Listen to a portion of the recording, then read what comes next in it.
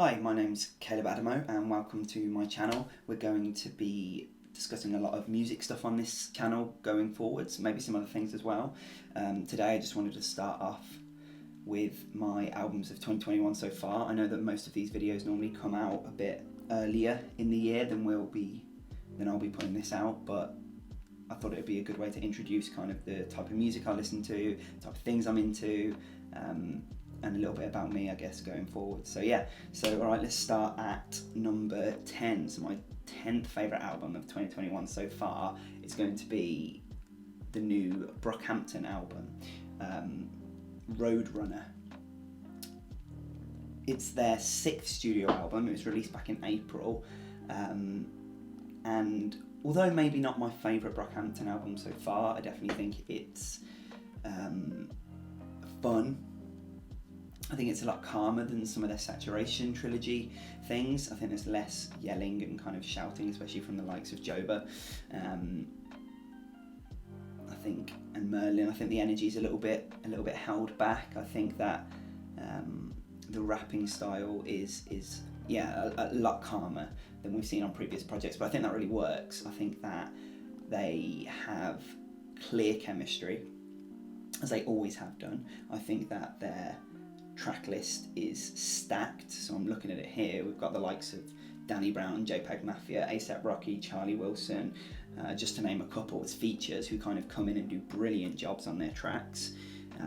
Buzzcut was the track with Danny Brown, that's the opener on the album, and that was actually released as a single before they released a full album, like I said, back in April. It's a great song. It's so good. The beat, the energy, just hearing Danny Brown work with Brockhampton was and still is wild. So I'm really happy with this.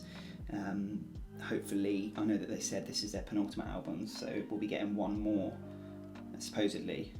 That's what Kevin Abstract said on his socials. We'll be getting one more album from them, and hopefully sooner rather than later, and hopefully that one's just as good as this.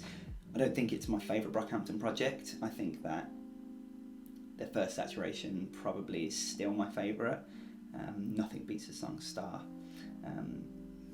But it's good nevertheless. So coming in at number 9, we're going to go through these quite quickly. So, and if I keep looking down, it's because I've got them all written down. So coming in at number 9, we've got J. Cole, The Off Season. Again, also his 6th studio album. There's going to be a bunch of 6 studio albums on this list, which was something I only realised when I was putting together the video. So, so we've got The Off Season by J. Cole, which was released back in May, earlier this year, following on from the success of KOD back in 2018, I think. It's good. It's a good album. J. Cole sounds passionate about what he's talking about. He sounds like finally he's switching up some of his beats a little bit more than maybe he did on KOD, which featured mainly these really heavy kind of like trap drums. Not that they aren't present on here, but I just think the beats are a little bit more interesting. I think 21 Savage, for instance, a highlight for me, 21 Savage appearing on the album, and they now have a history of creating great tracks together, J. Cole and 21 Savage, and it's nice, to be honest, just to see J. Cole working with other artists in terms of features. That's kind of the trope, isn't it, about J. Cole, went platinum with no features or whatever. Done that multiple times on past projects, including KOD, I believe, but it was really nice finally to just hear some featured artists on here. Pride is the Devil, The Climb Back, which was, I'm pretty sure, one of the singles he released before the album. Applying Pressure, 100 Mil, they're great tracks, all great tracks on here. Definitely give it a listen if you're into J. Cole's type of music. Just got to wait on Kendrick now. They're often seen as like the pinnacles of rap at the minute, aren't they, Kendrick and Cole? So excited to see Kendrick's, not Response, doesn't work like that, but his next album anyway. Coming in at 8 is an album by IDK called You See For Yourself. This is following on from the success of his last studio album, Is He Real, which I listened to ages ago, enjoyed, really got on with, but it didn't stick with me for all that long. And I know actually that I've seen some people talking about this album, You See For Yourself, and they seem to prefer the previous album. I don't think I completely agree. I actually, this stuck with me a lot more than the last album. I don't know why. I just liked the themes that were being discussed in the album. That was like probably the highlight for me of the project. I really liked the way that IDK rapped. I liked the energy. I liked that he was able to switch it up in terms of beat styles at the start. With songs like Santa Monica Boulevard, he seems quite high energy, and he's talking about the lifestyle and his life as a rapper, and it switches up as it goes through. So he starts to talk about why he's acting, or why he has acted in some of the ways that he acts, why he thinks that might be, the impacts, his family life, how that might have changed the way he sees things. So I think it's just really interesting, and just kind of like a spotlight on IDK's life and where he's at the minute. So it's really interesting, with some great rapping, high energy beats that match his kind of flows, his delivery. Yeah, I think the switches and the changes are just something to look out for on this album. But definitely give it a listen if you haven't heard of IDK before, or you have but have not got around to this one yet. I really liked it. I know people thought it was lackluster, but I personally really enjoyed it. At number 7, we've got an album by a group I'd never heard of before, called Magna Carta. So it's a duo, producer and a rapper. So producer Dougie Do, I think that's how you pronounce it, Dougie Do, again never heard of, and the lyricist Megan Tillman. The album was released back in June, and it's this really jazzy, smooth, soulful album with some really interesting and kind of vibrant production in terms of lots of live instruments, lots of guitar riffs, lots of drum fills and drum lines that sound very organic and very, very live. The rapping is brilliant. Megan does an amazing job. Like I said, never heard of them before, but I was completely blown away when I heard this album. I've returned to it already like a bunch of times, and this has got to be making my end of year list as well. Like I said, I'm only doing 10 albums for this list, but I could have done so many more. There were so many albums this year that I've been listening to and loved already. But yeah, so at number 7 is Magna Carta. Coming in at number 6 is Nas's King's Disease 2. Obviously the sequel from the first King's Disease. This is his 13th studio album, Nas's 13th studio album. It's fully produced, or executively produced, because I think Nas helped, but by Hit Boy, who worked with Nas on the first King's Disease album. It's brilliant. It's really good. It's better than the first one. It's better than the first one, and the first one won the Grammy, I believe. Could be wrong about that. But the first one won the Grammy for Best Rap Album, and I think this one's better. So what does that say, really? Not that I put much stead in what the Grammys think at all, to be honest, but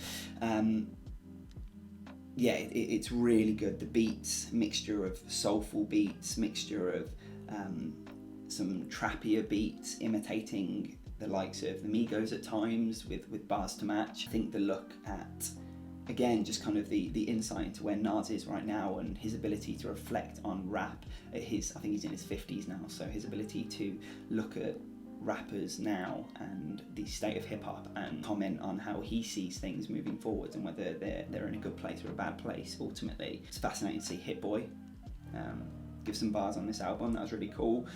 Eminem was on here. Lauryn Hill, that was by far the standout feature.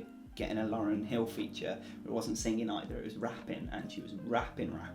It was great.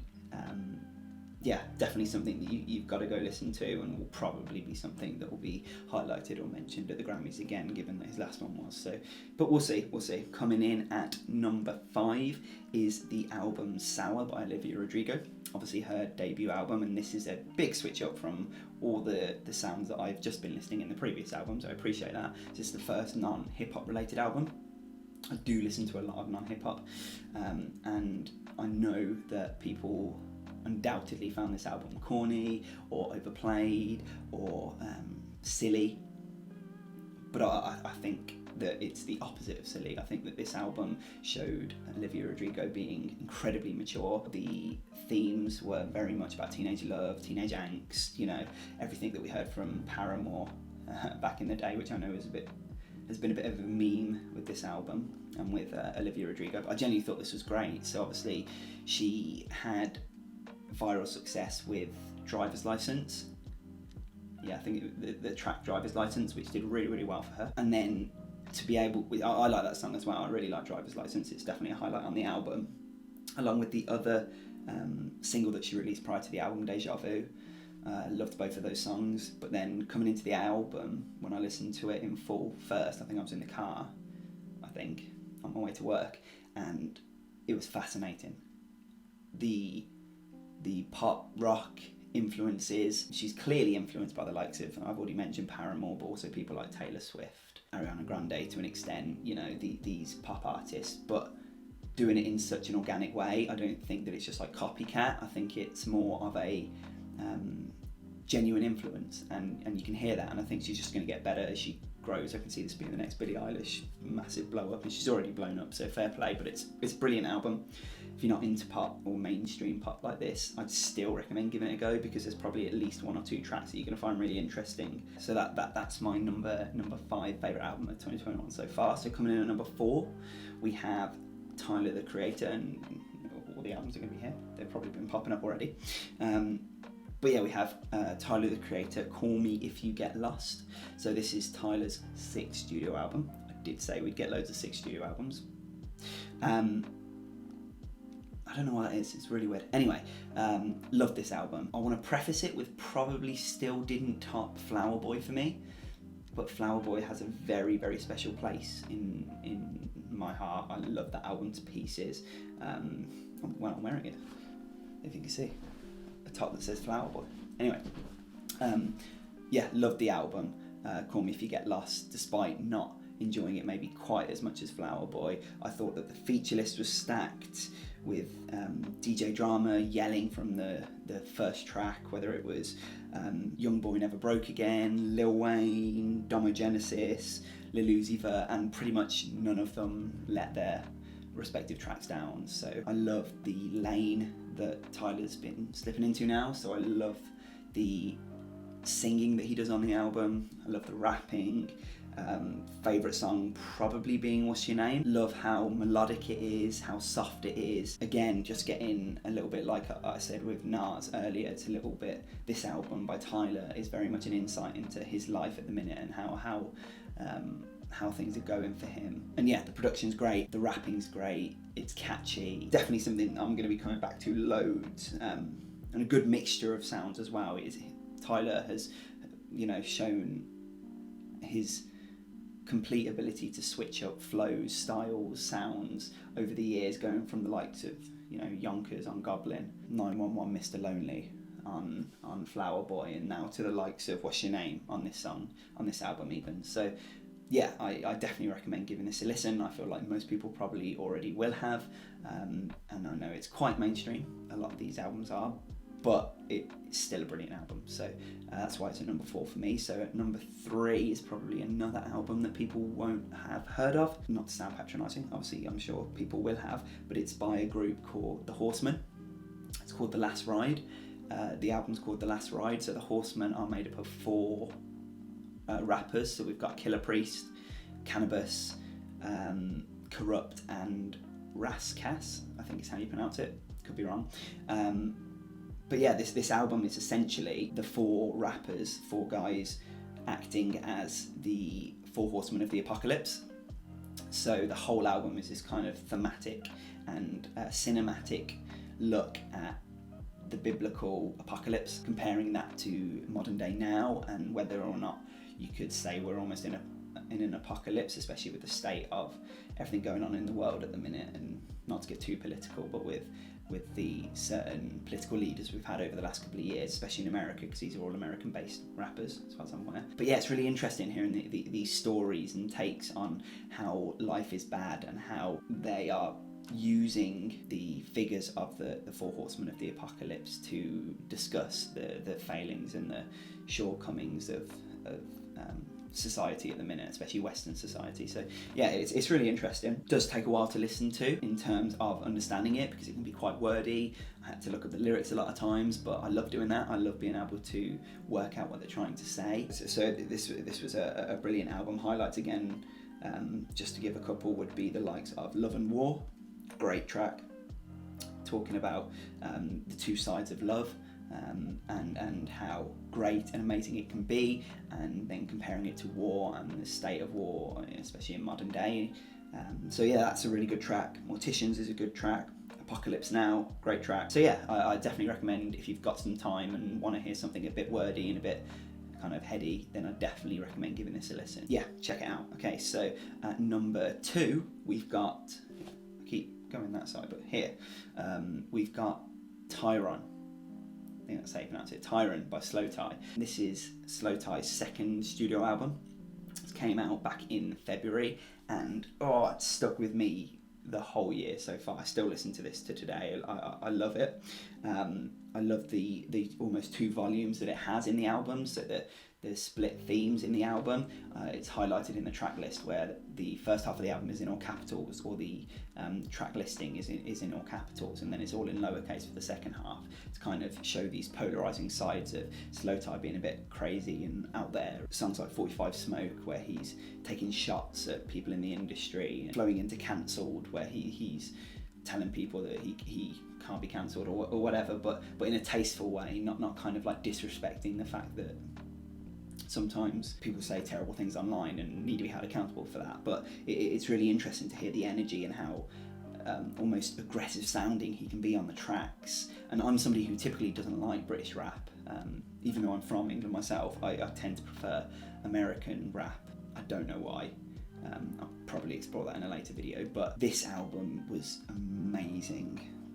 Working with James Blake on Feel Away, I think was the track, I'm trying to remember now.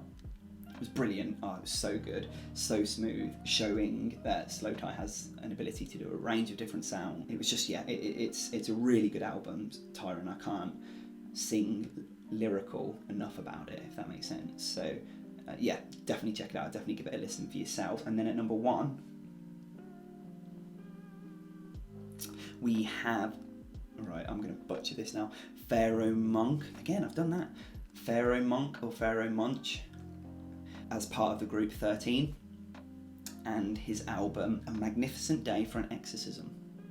What a title, A Magnificent Day for an Exorcism. And that kind of wordy and punchy and deep and dark title for the album very much sets the precedent for the rest of the project. So 13, as they go by, is made up of Pharaoh Monk, or Monk, however you pronounce it. We'll just call him Pharaoh, the drummer Jack White, and a guitarist named Marcus Macedo. Again, I could be butchering pronunciation, so sorry if I am. Yeah, it's made up of the 3 of them. Came out back in January, not long after my birthday. Came out in January, and I loved it. I loved it. So the guitars, the heavy electric guitar riffs, vibrant drums, the really droning sounds and synths that kind of plunge this into a really introspective and dark place. I love the discussions that happen in this. Again, a little bit like with the Horsemen project, this isn't going to be an album that you'll get or understand straight away completely, or at least I couldn't, and it took me a few listens, but the soundscape was so fascinating and interesting and dark, kind of blowing out my headphones, that it gripped me straight away, and I kept constantly coming back to it, constantly. So if you've got the patience or the taste buds for an album like that, please give it a listen. Pharaoh Monk is a brilliant rapper. I know he's been around for ages, and to get an album from Pharaoh Monk is quite a rarity. So definitely enjoyed this, definitely love this album. That concludes my 10 albums of 2021 so far. Hopefully you either agreed, disagreed, had some opinion, that'd be ideal, or maybe even you heard of some albums that you might want to go try check out for yourself. If you do, let me know. Hopefully videos will start coming regularly now. But yeah, please like, subscribe if you want to. If you don't want to, fair enough. You might want to see a few more videos first. Anyway, none of my business. But yeah, thank you for watching, and have a great rest of your day.